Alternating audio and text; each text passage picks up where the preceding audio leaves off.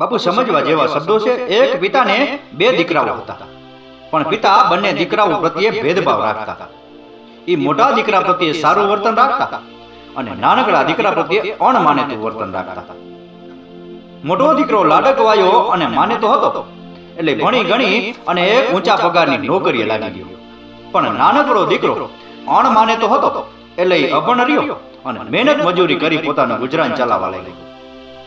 મોટો દીકરો ભણેલો હતો, એટલે એના લગ્ન એક ભણેલી છોકરી સાથે થયા અને નાનકડો દીકરો અભણ હતો, એટલે એના લગ્ન એક ગામડાની છોકરી સાથે થયા। પિતા મોટા દીકરાની સાથે રહેતા હતા, પણ મોટા દીકરાની વહુ કજિયાખોર, આળસુ અને લોભી વૃત્તિની હતી। એણે એક દિવસ એના પતિને કહ્યું કે હું તમારા પિતાને સાથે નહીં રાખું, એની તમે ગમે ત્યાં વ્યવસ્થા કરો। અને આ બાબતે રોજે રોજ બંને પતિ પત્નીમાં ઝઘડો થતો। અંતે પિતાને અલગ રહેવાની ફરજ પડી અને ભાડે મકાન રાખી રહેવા લાગ્યા।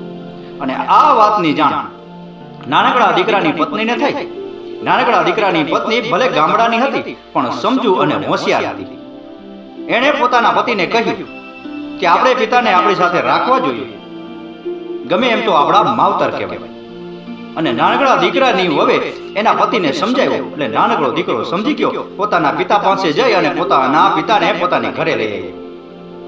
ભૂતકાળમાં કરેલા પિતાએ પોતાના નાનકડા દીકરા પ્રત્યે અણમાનેતા વર્તનનો એને પસ્તાવો થયો અને એ નાનકડા દીકરાની ક્ષમા માંગી અને ચોધાર આંસુએ રોઈ પડ્યા।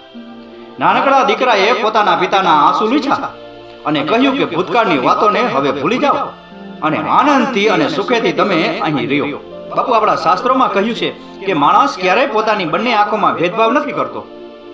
જો આપણી જમણી આંખ દુખે તો પણ એટલો જ દુખાવો થાય છે, અને જો આપણી ડાબી આંખ દુખે તો પણ એટલો જ દુખાવો થાય છે। આપણે ક્યારેય આપણી બંને આંખોમાં ભેદભાવ નથી કરતા, તો આપણા આ સંતાનો પ્રત્યે ભેદભાવ શા માટે રાખવો જોઈએ?